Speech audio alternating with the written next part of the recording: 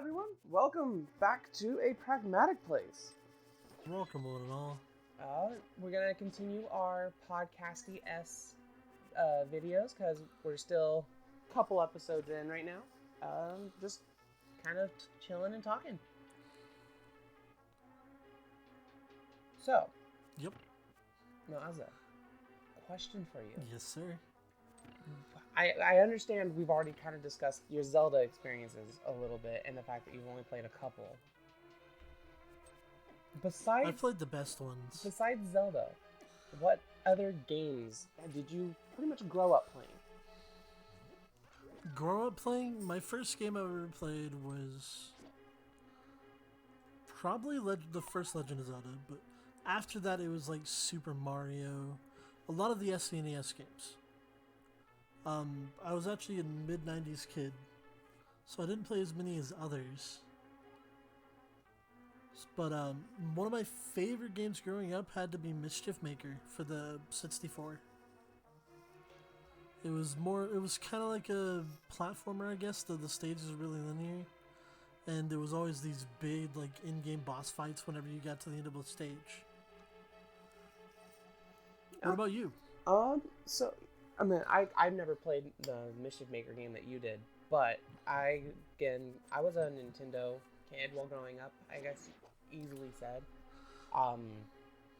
When I went to go visit my dad, he had an NES system and an SNES, while when living with my mom ended up buying me for Christmas one year a Nintendo 64.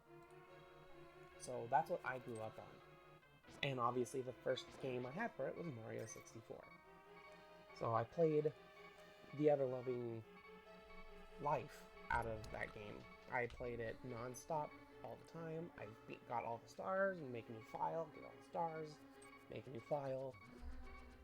And then, as I said, my dad had an NES system and an SNES, so some of the early games I remember playing was this kind of like Pocket Monster game, which not like Pocket Monster Pokemon Pocket Monster type, but Pocket Monster, like, you played as either Frankenstein or Dracula, and you had to play through this platforming-esque adventure and get to the end to fight this, like, wizard, I think, who you fought out of a TV because you were like toy Dracula and toy Frankenstein.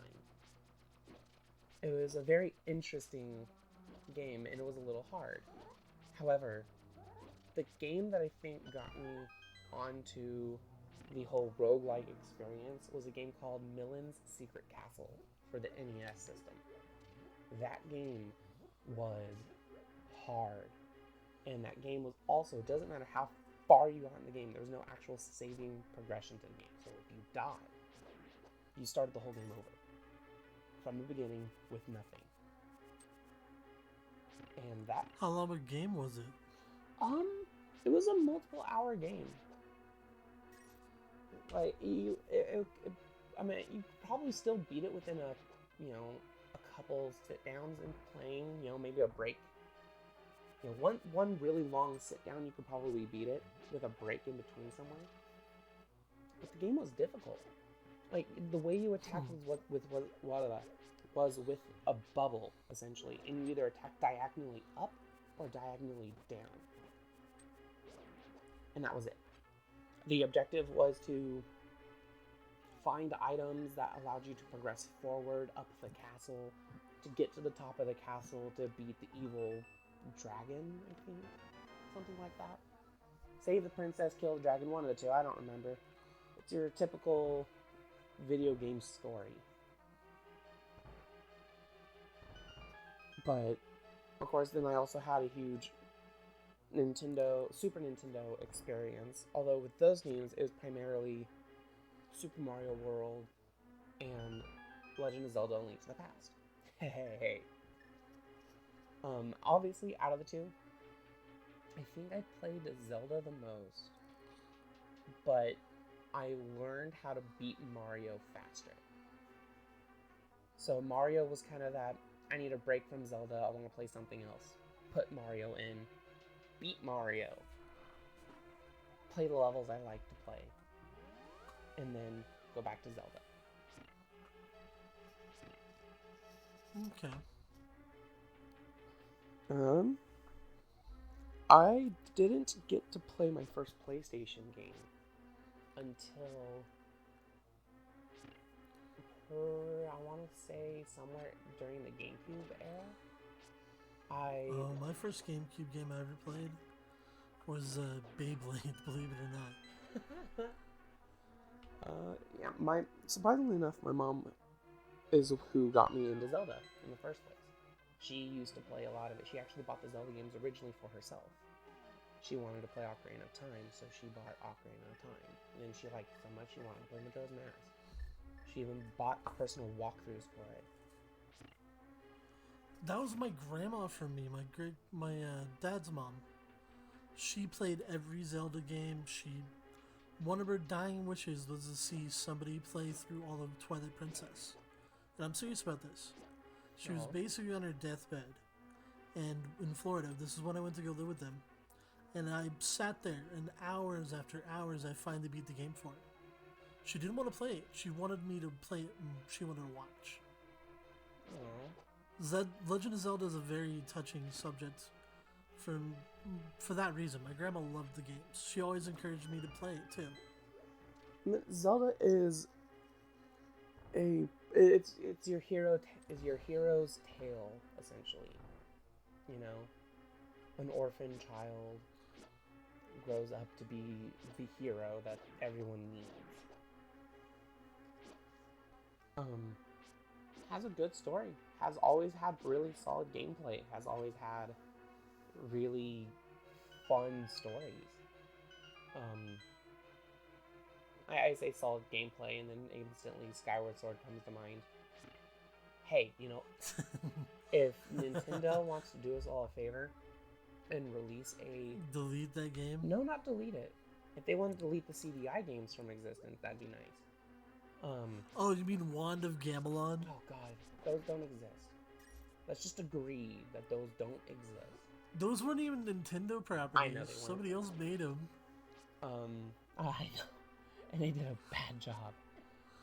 Like I'm not someone who likes to talk bad about games. I like to look for the positive in games, but they did a bad job. What they ought to do is put Wand of Gamelon and remake it and do a better game. Right? With actual plot. Like Nintendo needs to legitimately release Wand of Gamelon, but have it structured in like their style of gameplay. They could easily make it 3D too. I just thought of something. So, for gaming experiences, I'm pretty sure everyone knows with how Mario 35 is out right now because it's Nintendo's 35th anniversary for Mario. Well, Zelda's going to be right around the corner, and I was thinking, what are they going to do with Zelda if it's going to be kind of the exact same thing that they did for Mario? And I was thinking, okay, how would they structure a 35-person Legend of Zelda game if it was the original? And it just dawned on me, what if they did The Adventures of Link? You kill enemies. What do you mean, like? So The Adventures of Link was the second NES game to be a part of the Legend of Zelda franchise. It was more of a 2D. It was a whole different view in gaming. It was, in my opinion, it's pretty hard and kind of fun. I have not beaten that version of Zelda yet. So, hey, that's something we need to save for the channel. Yeah, that's definitely something we can put on as a later episode, is me playing through that one. It's one of the only 2 Zelda games I haven't beaten. And that's excluding the CDI games. I've never had access to being able to play those in the first place, so... But... We can make that happen, Albert. I know we can. And sure, one day if we really want to play them, I'll play them. I'm not against playing bad games. Never have been. But... It's actually part of our channel motto. Yeah. It doesn't matter if a game is bad. There should still be some good qualities to a game. That's why I don't like just saying bad things about games. I'd like to be able to state good with bad. What did the game do good? Be pragmatic in everything you do. What did the game do good? What did the game not do good? What could they have improved on with the bad parts? What can they make better with the good parts they did? Like, you don't need to... For everyone out there, You don't always have to have a negative look on a video game. If they didn't do something right, you don't have to say the game is shit. One mistake doesn't make a game garbage. A lot of mistakes make a game garbage.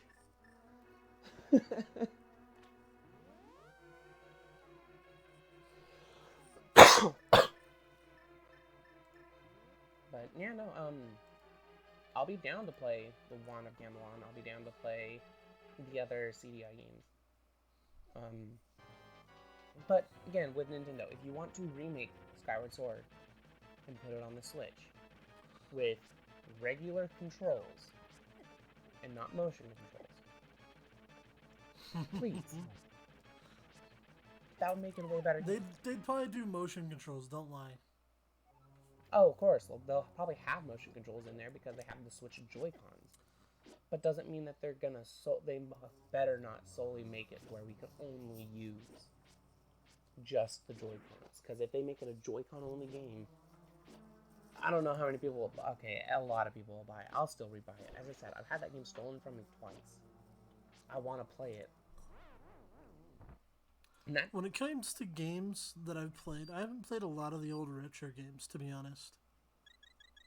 When I started getting big into games, I started playing games like MapleStory Online. I think everybody probably knows what MapleStory is. I still play it to this day. I'm mad that 2 wasn't what we wanted. What about you? You played a lot of WoW. Oh yeah. I have played a lot of WoW. I was going to follow up saying I didn't play a lot of MapleStory. I think during that time, my foray into the PC gaming world was RuneScape. That's another one. Sure, everyone knows RuneScape, especially since it's kind of making a resurgence because there's RuneScape Classic and the new version of RuneScape. But then I moved on to specifically play NCSoft's City of Heroes and Guild Wars. And when I'm saying Guild Wars, I'm saying I played Guild Wars before Guild Wars 2. I didn't get into Guild Wars 2 when it came out, but I played the ever-loving crap out of Guild Wars and City of Heroes. I kept switching between the two. For anyone who played the original Guild Wars, I was a Mesmer Elementist. So, burn you with fire and debuff you with all hell. Like, can't do anything and I'm hurting you. But, no, we're far enough in it. You can say whatever the hell you want. I had friends who played and got me into WoW when it first came out. And I spent a long time on WoW. I probably played I played up until the end of Mist of Pandaria. I had one server full of max level characters at the time. And most of them were geared to the point to where they were starting to be able to get to start doing raids, as to where I had 3 characters specifically already built for end game raiding. 2 of them were healers, 1 of them was a tank. Because DPS roles never get the opportunity to do dungeons unless they are a part of a guild. Because there's too many DPS roles. Yes, there's only... No one likes to go tank. Everyone hates being the healer for some reason. If anyone else a healer out there, high five. I love you for it. You understand my pain.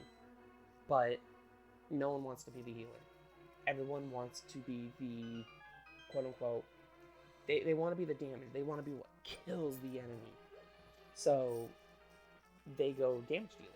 Well, the whole game is flooded with so many different kinds of damage dealers that it's easy to find your 3 DPS. And it changes whether you're going to be getting a tank or a healer role. That's one of the reasons why in modern WoW they've now put on a Q bonus. If you queue up for a dungeon or raid as a tank or a healer, you will get additional bonuses for when you complete the raid or dungeon.